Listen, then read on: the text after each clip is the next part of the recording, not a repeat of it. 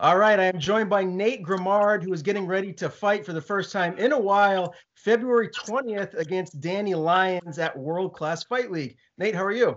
I'm good, man. How are you? I'm good. And you're kind of like a unicorn in the whole New England MMA world right now because most people aren't getting fights. So tell me, how did this all come about? I know. Well, Devin knows I've been working hard throughout the whole pandemic. He made a post on Facebook. The promoter from World Class Fight League, Rafael Garcia, he owns the American Top Team gym in Tampa.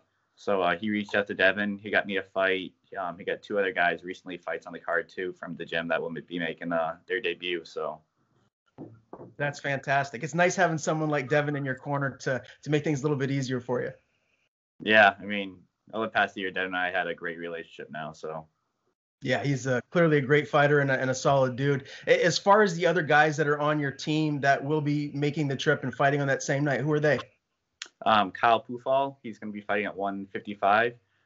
He's making his debut, and then Kyle Hill. He's been training for a real long time. He's competed some jiu-jitsu competitions.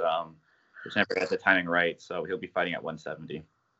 Does it make it more, I guess, is it easier for you to know that you have a couple of teammates that are going to be fighting on that card? Because I'm sure you're training together. It just must make that trip down to Tampa much more accommodating and just easier for you as a fighter. Yeah, I mean, especially with my second fight, I'm starting to feel the pressure a little bit. I mean, having the whole gym on my back, but now having those other two guys, training with them every day, going down all together, definitely makes it a lot easier. So just to be clear, you are staying amateur. This will be an amateur fight. You're not turning pro. No, it's an amateur fight. Yeah, my second amateur fight. So how weird has that been for you as a fighter that's trying to get your career going, and then bam, the pandemic hits in 2020, and no fights are happening. How frustrating has that been? It's really frustrating, especially since I had wrestling season. I had my last fight right before my senior year of wrestling. So once I hit, I was really excited to go into my second fight for NEF, and that just fell through right in April. Happened again in June. So who knows when that will open back up. So that's why we decided to go down to Florida and hopefully get some wins there. Yeah, stay active. That's a great idea. Obviously, with the wrestling background, did you always know that you wanted to make that transition into MMA when the time came? Not always, no. I've always been a fan of the sport.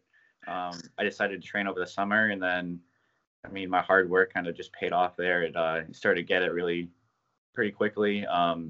Devin knew I wanted to fight, so that was the goal at the end of the summer, was to get me a fight, and he thought the timing was right, so we found the right opponent, and it went well from there. How did you pick up with boxing and kickboxing and BJJ? Was there one discipline that was a little bit harder for you to get the hang of? Obviously, with the wrestling background, I got to imagine that was your base. That was like your staple of your game. But was there one that you struggled a little bit with?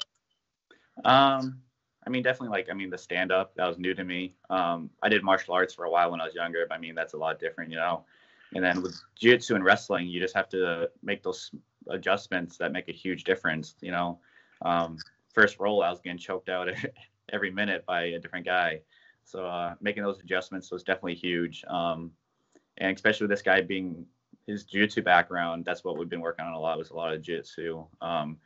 Even back in April, I was supposed to fight Brandon Millett-Fevins, and he does jiu-jitsu really well, so we're going to work on that as well. But yeah, and that was supposed to be at NEF 43, and obviously the pandemic canceled that, unfortunately. But let's talk about that amateur debut, round one armbar win over Justin Angus. And I was there at that fight. Justin, he's a big dude. He's tall. He's long, very rangy. What was that whole experience like? What were your nerves heading into that fight? And obviously with the big win, like, just run me through those emotions. yeah, I mean, I was supposed to fight at 145. I was supposed to fight his teammate Cody Kilton, but he suffered an injury, so he backed out. Justin fortunately stepped up at 55, he was a lot bigger than me. I mean, I was kind of just walking onto the scale for that fight. 2 weeks after, I was like still under 160, and he was up to like 180. So he was definitely a lot bigger than me. The nerves got to me as well. I mean, for a wrestling match, you're in a gym. That was in front of everybody. I kind of froze up a little bit. But I was able to get that fight to the ground and get that nice armbar. What did that do for your confidence to get a win in your debut and also against a guy, much bigger, up a weight class? Yeah, I mean, that definitely boosted my confidence a lot, especially bumping up to a weight class like that. My striking's been coming a long way as well, because it's just crazy how far confidence can take you like this in the sport. Keep evolving, keep getting better. So that's what the goal is. And hopefully this fight, I'll be able to show those improvements. Yeah. As far as, the 2020 with that fight being canceled, NEF 43, how active have you been able to stay like training with the pandemic and everything? I mean, there's a lot of restrictions. I mean, some gyms are kind of partially open and they're not training like fully. What has it been like for you guys? Yeah, I mean, Devin and Carolyn have been doing a great job with keeping the restrictions together, making sure like you can still keep the gym open. They're getting a ton of new people into the gym all the time.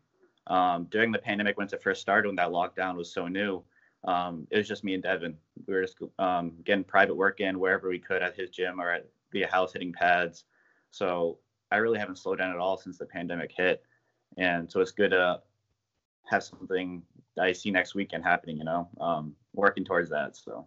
Absolutely. What do you do outside of training for MMA? Obviously, you're still a young guy. Like, are you in school right now? Are you working full time? Like, run me through that. Yeah, so I just graduated college in May from University of Southern Maine. I got a job recently, just right now, just doing desk work, for an insurance company. So that's 8 to 4:30 every day. Then I'm at the gym, which is about a 45-minute drive. And I usually get back from the gym around 9, 10 o'clock every day, and then next day again. So you're very disciplined. This is clearly something that you want. Do you envision yourself, like, is the goal ultimately down the line to maybe fight in a Bellator or even a UFC? Is that something that you are dreaming of accomplishing? Yeah, that's definitely the goal. It wasn't my goal at first. At first, it was just kind of, hey, let's get a fight. Let's see how it goes.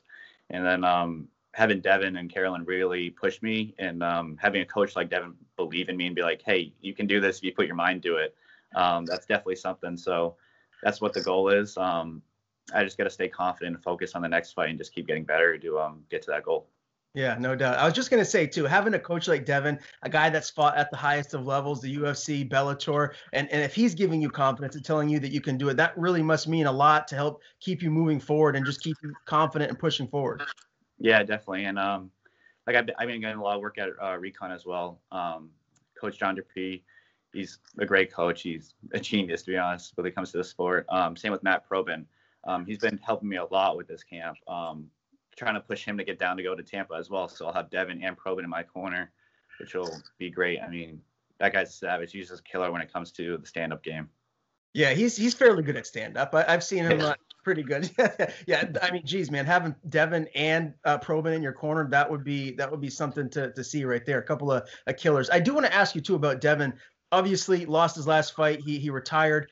How is he feeling? Like, his emotional state and everything. Is he still confident with that decision, or do you feel like there's a chance we could see him back in the cage at some point? Yeah, for right now, he's pretty confident with that decision. I think there's always going to be that voice in the back of his head kind of egging him to go forward. I mean, I don't want to speak with him too much, but I just think that's how he is as a competitor, He's doing so well with the gym right now where he just wants to see his guys succeed. You got me, you got a few other guys from that gym that are really stepping up right now. So I think he's just really excited to get his coaching career going and see his athletes succeed in this sport. Yeah, well, obviously, I wish Devin nothing but the best. He's class act inside and outside of the cage. All right, let's talk about this fight, man. February 20th. It's right around the corner. What's the weight at right now, and how much left do you have to cut? I'm pretty happy with my weight right now. I'm walking around like 157, fighting at 45. I have it under control. I mean, I feel great. It's pretty much just going to be a weight cut from here. It's kind of as low as I get. I don't really get too much lower than this when it comes to dieting and getting in shape. So, I mean, I'm a tall guy. I'm 5'10", 5'11", so 145 is still a cut. Yeah, is that weight class you envision yourself fighting at moving forward when you turn pro eventually? Do you feel like you could go up to 155, or do you feel like you're going to have a better advantage if you can stay at featherweight?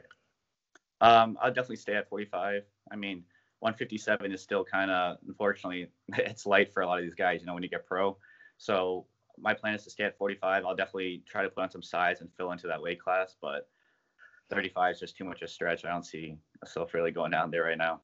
Gotcha. All right. Now, Tampa, I mean, if you can't tell by what's behind me, I'm a little bit of a Tom Yeah. Brady fan. So, obviously Patriots first, but I can't help but root for Brady and Gronk as long as they're not playing the Pats.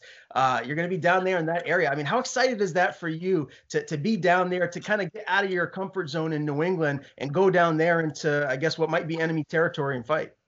Yeah, I mean, it definitely is. This guy's out of Florida too, so I'm going down to him to fight him in his debut. So I'm sure he's going to be really hungry for that win.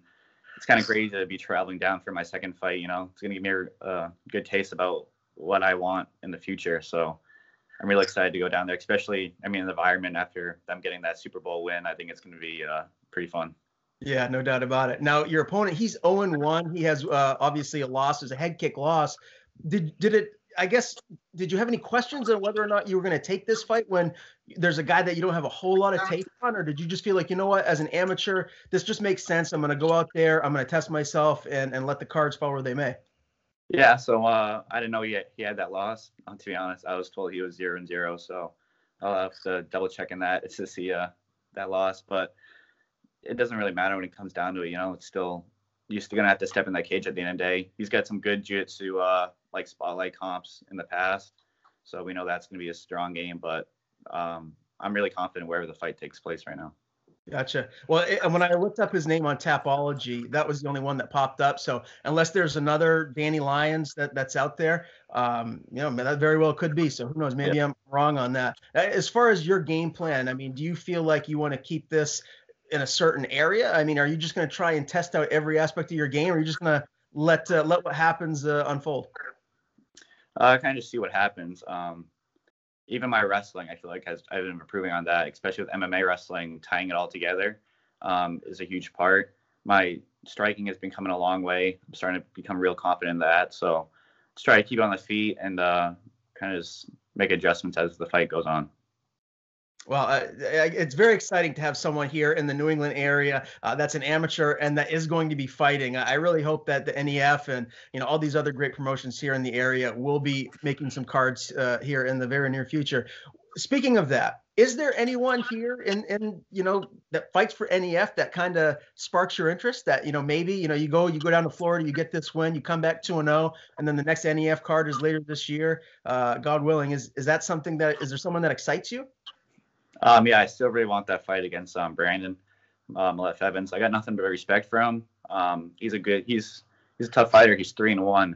So before I had this fight booked, that was my second fight I was going to take against him, and I mean that was a big test for me. I really wanted that fight, and just knowing how he was kind of ranked, he was well ranked above me. I was even at a thought at 45. So to see him well known in New England, I really wanted to fight against him, and then after that, hopefully they can get like a shot at the NEF belt or just belt in general. My buddy Tom, he's going pro. He's gonna do really well at that level. So I know that amateur belt's up for grabs right now. So I was talking to him while ago. I was like, hey, I'm ready for that torch whenever you're ready to pass it. So hopefully in sometime this year, you get that shot. Very good. Yeah, Paliarulo, he's a stud. He has great things in his future for sure. Again, Nate, Danny Lyons is the opponent, February 20th in Tampa, world-class fight league. It goes down, your second amateur fight. I'm sure you got plenty of people to thank, and tell them where to find you on social media.